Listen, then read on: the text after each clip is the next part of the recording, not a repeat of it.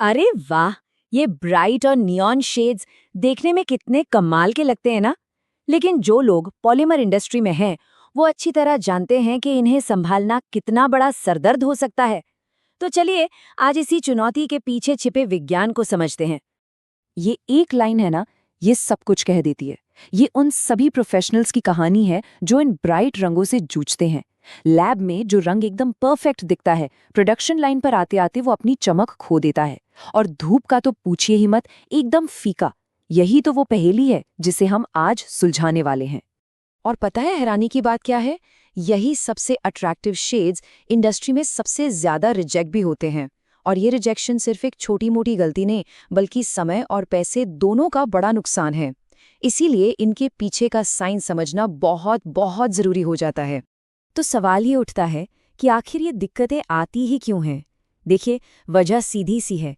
इन रंगों को बनाने वाले ऑर्गेनिक और फ्लोरेसेंट पिगमेंट्स, इनकी खासियत ही असल में इनकी सबसे बड़ी कमजोरी है। अगर इन्हें ठीक से हैंडल ना किया जाए तो ये बहुत ज़्यादा अनस्टेबल हो जाते हैं।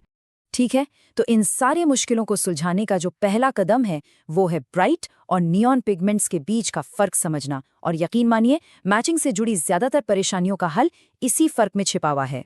तो हमारे पास दो तरह के खिलाड़ी हैं। एक तरफ है ब्राइट शेड्स, ये बनते हैं नॉर्मल ऑर्गेनिक पिगमेंट से, मतलब एक मजबूत साफ रंग जैसे एकदम चमकदार लाल या नीला। और दूसरी तरफ है नियॉन शेड्स, जो फ्लोरोसेंट पिगमेंट से बने हैं। इनका जादू ये है कि ये रोशनी को सोख कर उसे एक एक्स्ट्रा चमक के साथ बाहर फेंकते हैं, तभी तो वो मैजिकल नियॉन पीला या गुलाबी रंग बनता है। और इस पूरी तुलना से सीखने वाली सबसे बड़ी बात वो ये है कि नियॉन पिगमेंट्स बहुत बहुत ही ज्यादा नाजुक होते हैं। मतलब वो नॉर्मल ब्राइट पिगमेंट्स के मुकाबले कहीं ज्यादा सेंसिटिव और अनस्टेबल हैं। ये बात हमेशा याद रखनी है। चलिए अब जरा फ्लोरोसेंट पिगमेंट्स की दुनिया में और गहराई से उतरते हैं, क्योंकि प्रोडक्शन में ज्यादातर समस्याएं इन्हीं की वजह से पैदा होती हैं। देखिए, इनकी सबसे बड़ी खूबी ही इनके दुश्मन बन जाती है।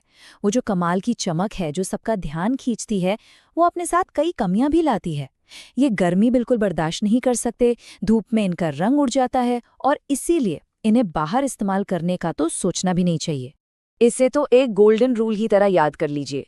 जैसे ही प्रोसेसिंग का टेम्परेचर 200 डिग्री सेल्सियस के पार जाता है, नियॉन पिगमेंट्स अपनी चमक खोना शुरू कर देते हैं। बस ये एक लक्ष्मण रेखा है। इससे एक बात साफ हो जाती है कि हर पॉलीमर नियॉन के लिए नहीं बना है। पीपी और पीई जैसे पॉलीमर्स जो कम टेम्परेचर पर प्रोसेस होते हैं, वो सेफ है। लेकिन जैसे ही हम एबीएस की तरफ बढ़ते हैं, रिस्क बढ़ जाता है। और नायलॉन, उसमें नियॉन का इस्तेमाल करना तो समझिए आग से खेलने जैसा है, क्योंकि उसे बहुत ही हाई टेम्परेचर चाहिए होता है।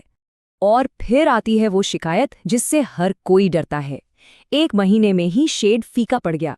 ये सुनते ही समझ जाना चाहिए कि या तो पिगमेंट की लाइट फास्टनेस खराब थी, या फिर उसे गलत जगह पर इस्तेमाल कर लिया गया। तो इस मुसीबत से बचें कैसे? इसके 3 आसान उपाय हैं। पहला, हमेशा अच्छी क्वालिटी वाले हाई ग्रेड पिगमेंट ही चुनें। दूसरा, अपने फॉर्मुलेशन में यूवी स्टेबलाइजर डालना कभी न भूलें। और तीसरा, अगर प्रोडक्ट को बाहर यानी आउटडोर में इस्तेमाल होना है तो नियॉन पिगमेंट से बिल्कुल दूर रहें। ठीक है, तो अब जब हम समस्याओं को अच्छी तरह समझ गए हैं, तो चलिए अब बात करते हैं प्रैक्टिकल टिप्स की, कि प्रोडक्शन के दौरान इन ब्राइट शेड्स को कंट्रोल में कैसे रखा जाए। ये कुछ आम परेशानियां और उनके सीधे साधे समाधान हैं। अगर शेड बहुत ज्यादा तेज मतलब ओवर स्ट्रांग हो गया है तो पिगमेंट कम कर दीजिए। अगर शेड डल लग रहा है तो पिगमेंट की मात्रा थोड़ी बढ़ा दें। और अगर शेड मटमैला यानी मडी दिख रहा है तो इसका सीधा मतलब है कि बहुत सारे पिगमेंट मिक्स कर दिए गए हैं। एक बात याद रखें, साफ सुथरे फॉर्म्यूलेशन में हमेशा कम पिगमेंट इस्तेमाल होते हैं। सिर्फ पिगमेंट ही नहीं, बल्कि पॉलीमर और मशीन रंग का भविष्य तय करती हैं। ज्यादा टेम्परेचर चमक को खत्म कर देता है। मशीन में मटेरियल जितनी ज्यादा देर रहेगा, रंग उतना ही फीका पड़ेगा। इसीलिए एक बात गांठ बांध लीजिए, लैब ट्रायल तो सिर्फ एक शुरुआत है, असली टेस्ट हमेशा प्रोडक्शन मशीन पर ही होता है।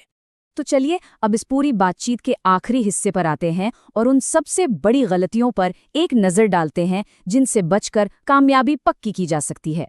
पहली और सबसे आम गलती, नियॉन पिगमेंट्स को नॉर्मल पिगमेंट्स की तरह ट्रीट करना। नहीं, याद रखिए, इनके अपने नियम हैं और इन्हें स्पेशल अटेंशन चाहिए।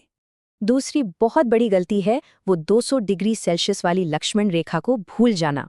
उसको नज़रअंदाज करना मतलब सीधे सीधे फेलियर को दावत देना है।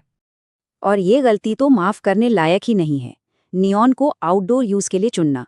इसका नतीजा हमेशा एक ही होगा, रंग फीका और कस्टमर नाखुश। सीधी सी बात है, नियॉन घर के अंदर के लिए ही बने हैं।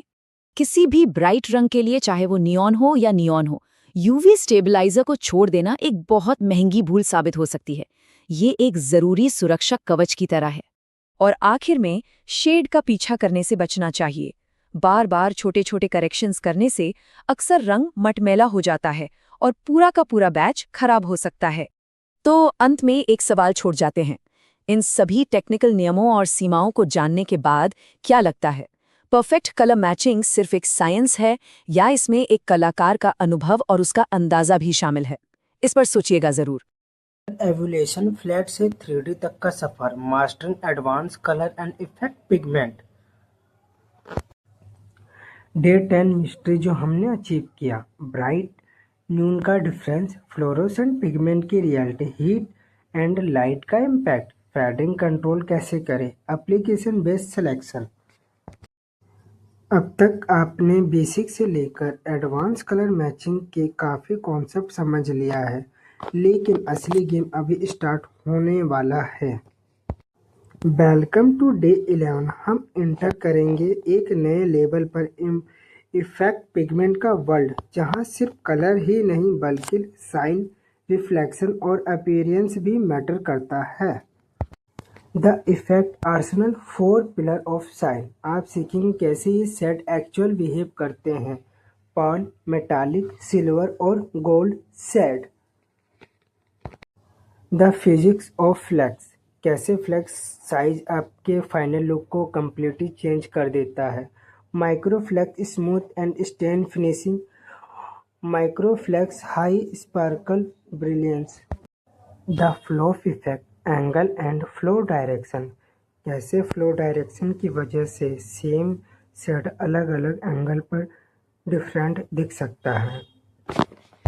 The ultimate transformation 100%। अगर आपने ये समझ लिया तो आपका लेवल अपग्रेड हो जाएगा। प्रो लेवल सेट समझेंगे, 3D reflection and appearance, flakes size and flow direction, dynamic angle, dynamic flow effect. Are you ready for the next level? इसलिए कल का डे 11 बिल्कुल मिस मत करना। अगर ये वीडियो आपको अच्छी लगे तो लाइक करें, सब्सक्राइब करें, कमेंट में लिखो डे 11 रेडी। Thank you.